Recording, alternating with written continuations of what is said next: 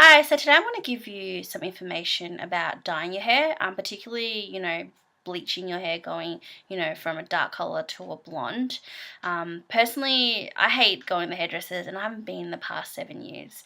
Um, to Frankly, because I've never really been satisfied with any of the outcomes, and I think for the price you pay, I don't know, it just didn't really seem worth it. So that's why I've been doing my hair at home.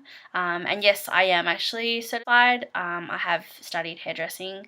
Um, so yeah, that's why I thought I'll give you a little bit of wisdom, information. So, when you dye your hair, you know what to expect. Now, the first thing I wanted to clarify was obviously, those expectations. What I hate hearing the most is when people say, oh, I want to dye my hair, I want to go blonde, but I don't want to damage it. Honestly, there's really no healthy way of doing it. I guess, if you do it bit by bit, but at the end of the day, you're still stripping your hair, you're still, bleaching it, so it's going to get damaged. So if you don't want to dye, if you want to leave your hair naturally healthy, then best is not to dye it at all. And secondly, I know a lot of times where I've gone into salons and I've told them what I wanted, they've kind of looked at me like, oh, that's not achievable. It is achievable. Anything is achievable. However, as I mentioned, if you want to go like three or four shades lighter, then obviously if there is a lot more product and time involved to do it. It may take up to 6 hours. If you do it all at once, it will damage your hair. And at the end of the day, salons don't recommend it because it is also their reputation online as well. So just keep that in mind when you do go to the salon, and that's what they say to you. Now, before you even choose a color, it's really important that you know what your base color is.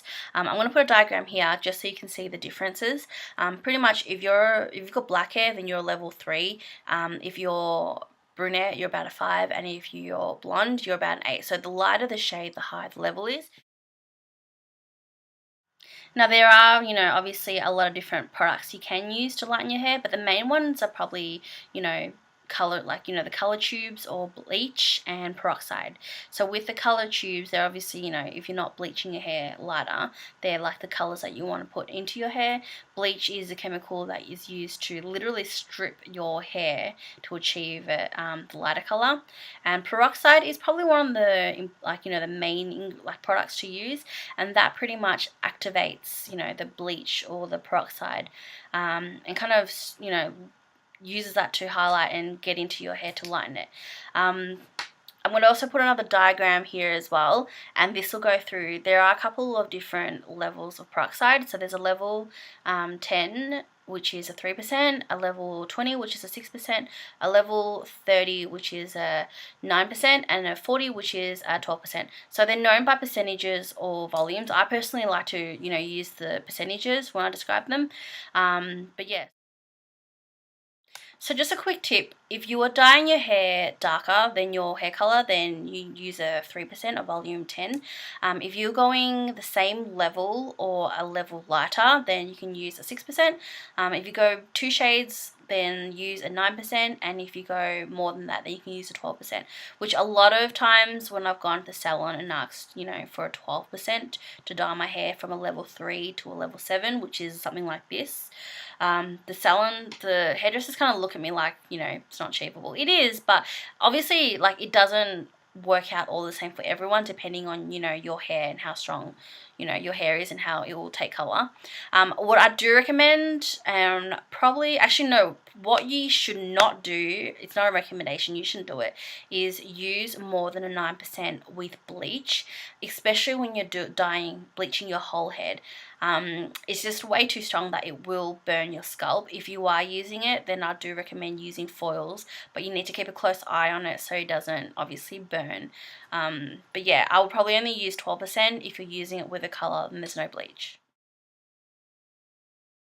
So as I mentioned with bleach, what it does, it literally strips the color out of your hair. And what you may notice that, your hair will turn red, and then it'll go orange before it goes yellow. Now that is actually the different layers of color that is in your hair. So obviously when you get that, you want to kind of neutralize it so, you know, it doesn't look like, you know, cheap bleach that you've just chucked in your hair. And to do that, you really need to understand the color wheel. So I'm talking about, you know, primary school, early high school in art class, when the teacher went through, explained to you the primary colors and the secondary colors. So the primary colors are yellow, blue, and red, and the secondary colors are orange, violet, and green. So if I'm going to put a picture of a color wheel here, and which pretty much explains it. So if you are dyeing your hair and you want it to, like, you know, it throws out red, then you want to neutralize it with green.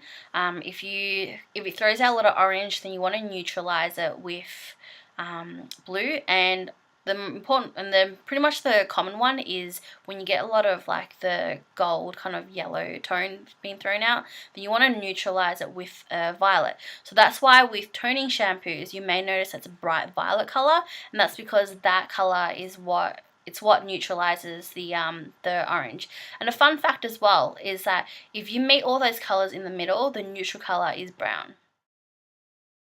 Now, something else I wanted to add to this as well is when you go from a blonde to a darker color, that it's really important that you fill your hair. As I said, you know, when you strip the color, like when you put bleach in, it strips the colors out. But when you go from blonde to, say, a black, and you dump the color straight into your hair, you're pretty much missing a whole lot of colors in between. And that's why after a while when you wash it, it turns out green, because there's really nothing in there to kind of neutralize it. So it's important that, you know, you use a filler when you do lighten your hair. So if you are going, you know, a shade or two darker, you might want to use a yellow filler. If you've got, you know, more than like 3 or 4 shades, then you might want to use orange filler. And if you're going from, like, you know, a blonde to a black, then you need to, like, you know, a red filler. And as I said, because, you know, you'll notice that if you go from blonde to black and you wash it, it turns out green, that red will kind of fill it in to neutralize it. So that's all I have for you guys today. I kind of wanted to keep this short and sweet, so if you wanted to see an extended version, please leave a comment below. And if you found this helpful in any way, please give me a thumbs up. And also don't forget to subscribe to my channel. Thanks, bye.